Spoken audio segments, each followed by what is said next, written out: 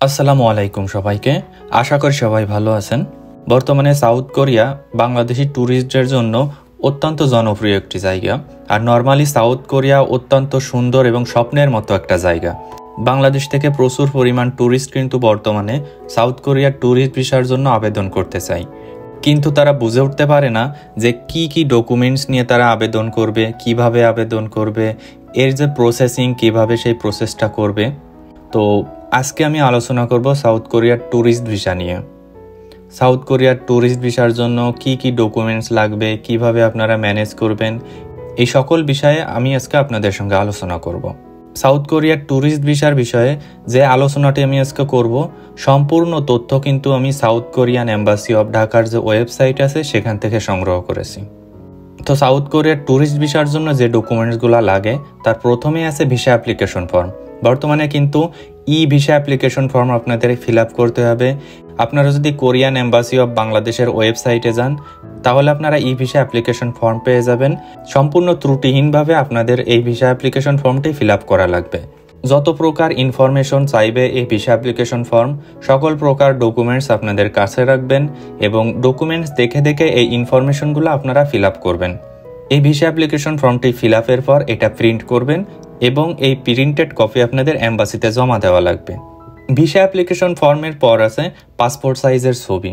Visa অ্যাপ্লিকেন্টের 1 copy passport সাইজের colour ছবি লাগবে এবং এই ছবির সাইজ হবে 3.5 into 4.5 centimetre.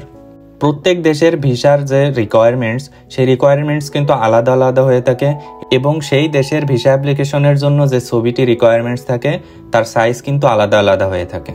Visa application form, passport সাইজের ছবি, এই দুইটা গেল। তারপরে আছে আপনার অরিজিনাল পাসপোর্ট, যে পাসপোর্টের মেয়াদ অবশ্যই মিনিমাম 6 মাস থাকা লাগবে। যখন আপনারা এই ট্যুরিস্ট ভিসার জন্য আবেদনের প্রস্তুতি নেবেন অবশ্যই আপনার পাসপোর্টের দিকে খেয়াল করবেন যে পাসপোর্টের মেয়াদ 6 মাসের কম অথবা বেশি আছে কিনা। যদি কম থেকে থাকে তাহলে নতুন পাসপোর্টের জন্য আবেদন করবেন এবং সেই নতুন পাসপোর্ট দিয়েই আপনার এই ভিসা আবেদন করা লাগবে। পাসপোর্টের সাথে সাথে অবশ্যই আপনাদের পাসপোর্টের 1 কপি ফটোকপি সঙ্গে রাখবেন। পাসপোর্টের ফটোকপি জমা দেওয়া বাধ্যতামূলক। শুধু পাসপোর্ট নিয়ে গেলেই কিন্তু হবে না। অনেক ক্ষেত্রে আমরা এই ভুলটা করে থাকি যে যেহেতু আমি পাসপোর্ট জমা দিচ্ছি তাহলে ফটোকপি কেন জমা দেওয়া লাগবে, কিন্তু সাউথ কোরিয়ার ট্যুরিস্ট ভিসার জন্য এই ফটোকপি জমা দেওয়া কিন্তু বাধ্যতামূলক। তো পাসপোর্ট ফটোকপির পরে আছে এয়ার টিকিট বুকিং স্লিপ। যেহেতু আপনি ট্যুরিস্ট ভিসার জন্য অ্যাপ্লাই করছেন অবশ্যই আপনারা যে সাউথ কোরিয়াতে আসবেন এবং সাউথ কোরিয়া থেকে ফিরে যাবেন এই টিকিটটি আপনাদের লাগবে।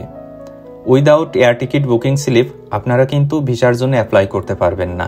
6 নম্বরে যে বিষয়টি বলবো অত্যন্ত গুরুত্বপূর্ণ একটি বিষয়, ফরওয়ার্ডিং লেটার অফ অ্যাপ্লিকেন্ট। তো এটা কিভাবে করবেন, আপনারা যদি গুগল সার্চ করেন হিউজ পরিমাণ স্যাম্পল পেয়ে যাবেন। এই যে 6টি ডকুমেন্টসের কথা বললাম আমি, সাউথ কোরিয়ার যে কোনো ভিসা আবেদনের জন্য অত্যাবশ্যকীয়। এখন আসি যে সাউথ কোরিয়ার ট্যুরিস্ট ভিসার জন্য স্পেসিফিকভাবে কি ডকুমেন্টস লাগে। সাউথ কোরিয়ার ট্যুরিস্ট ভিসার জন্য প্রথম যে ডকুমেন্টস লাগে সেটা হলো tour plan in Korea. South Korea এসে আপনারা কোন স্থান ঘুরবেন তার একটি নির্দিষ্ট ট্যুর প্ল্যান আপনাদের লিখে এম্বাসিতে জমা দেওয়া লাগবে।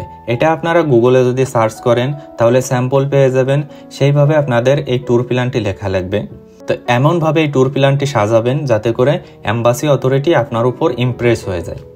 ট্যুর প্ল্যানের পরে 2 নম্বরে আছে অ্যাকোমোডেশন রিজার্ভেশন স্লিপ। অনলাইনের মাধ্যমে যে কোনো একটি হোটেল আপনারা বুক করবেন এবং তার যে রিজার্ভেশন স্লিপ আছে সেটার প্রিন্ট কপি এম্বাসিতে জমা দিবেন। তো 3 নম্বর যে ডকুমেন্টসের কথা বলবো, সাউথ কোরিয়ার যে কোনো ভিসা হওয়ার জন্য এই ডকুমেন্টসটা খুবই গুরুত্বপূর্ণ। আপনারা যদি এই ডকুমেন্টসে কোনো প্রকার কোনো ত্রুটি রাখেন তাহলে কিন্তু আপনার ভিসা হবে না, এটুকু জেনে রাখেন। এই ডকুমেন্টসটি হলো bank statement with solvency certificate. Minimum 6 মাসের ব্যাংক স্টেটমেন্ট এম্বাসিতে সাবমিট দেওয়া লাগবে, সাথে অবশ্যই সলভেন্সি থাকা লাগবে। কি পরিমাণ টাকা ব্যাংক স্টেটমেন্টে শো করালে সাউথ কোরিয়ার ট্যুরিস্ট ভিসা অ্যাপ্রুভ হওয়ার সম্ভাবনা বেশি থাকে। আপনারা হয়তো জানেনই যে সাউথ কোরিয়া অত্যন্ত উন্নত একটি দেশ এবং সাউথ কোরিয়ার জীবনযাপন কিন্তু খুবই এক্সপেন্সিভ। তো মিনিমাম আপনারা চেষ্টা করেন 20 লাখ টাকা মতো দেখানোর জন্য। যেহেতু আমি সাউথ কোরিয়াতে পড়ালেখা করছি, আমি যখন সাউথ কোরিয়াতে আসছিলাম 20 লাখ প্লাস টাকা ব্যাংকে স্টেটমেন্ট দেখানোর পরেই আমার ভিসা অ্যাপ্রুভ হয়েছিল। আমি সেই আন্দাজ করেই বললাম আপনাদের। আর সর্বদাই চেষ্টা করবেন অথেন্টিক ডকুমেন্টস দেখানোর জন্য, অথেন্টিকভাবে ব্যাংকে স্টেটমেন্ট দেখানোর জন্য। তো 4 নম্বরে আছে ভিসা অ্যাপ্লিকেন্টের প্রফেশনাল সার্টিফিকেট। ভিসা অ্যাপ্লিকেন্ট যদি চাকরিজীবী হয়ে থাকে তাহলে তার চাকরির যে সার্টিফিকেট আছে অথবা প্রমাণপত্র আসে তার একটি ফটোকপি অবশ্যই এম্বাসিতে জমা দেওয়া লাগবে, অথবা যদি ব্যবসায়ী হয়ে থাকে তাহলে অবশ্যই ট্রেড লাইসেন্স এম্বাসিতে জমা দেওয়া লাগবে। প্রফেশনাল সার্টিফিকেটের পরে আছে ইনকাম ট্যাক্স সার্টিফিকেট। বর্তমানে সাউথ কোরিয়ান এম্বাসি এই ডকুমেন্টসটি নতুন করে অ্যাড করছে রিকোয়ারমেন্টসে।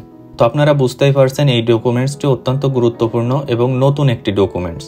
আরেকটি গুরুত্বপূর্ণ বিষয় হলো বাংলাদেশ থেকে যদি কোনো স্টুডেন্ট ট্যুরিস্ট ভিসায় সাউথ কোরিয়াতে আসতে চায়, অবশ্যই সে যে প্রতিষ্ঠানে লেখাপড়া করে সেই প্রতিষ্ঠান থেকে একটি রিকমেন্ডেশন লেটার লাগবে।